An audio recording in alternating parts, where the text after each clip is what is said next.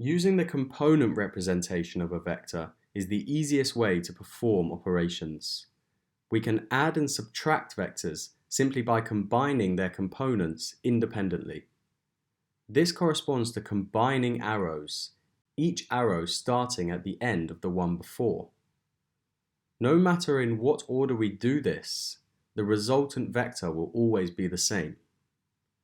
Subtracting a vector is the same as adding the negative of that vector, which is an equal-sized arrow pointing in the opposite direction. We can multiply a vector by a scalar by multiplying each of its components. This means adding some multiple of the same vector together.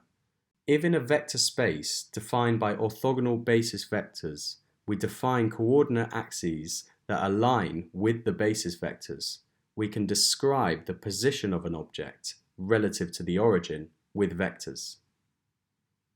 I will again use just 2D, but 3D is very easily extended to. Aligning the coordinate axes means that one of the I vectors will take you from the origin to the coordinates 1, 0, and similarly for the j vector and the y-axis. An object's position vector is the arrow that points from the origin to the object. We can call it OA here. If the object A has coordinates x1, y1,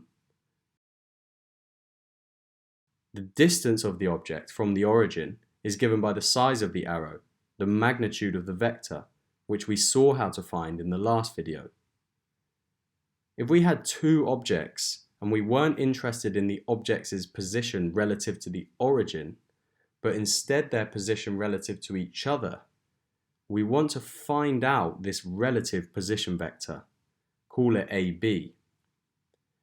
To find this vector, we need to know how we get from A to B. These are the vectors negative OA and OB, which we can write like this.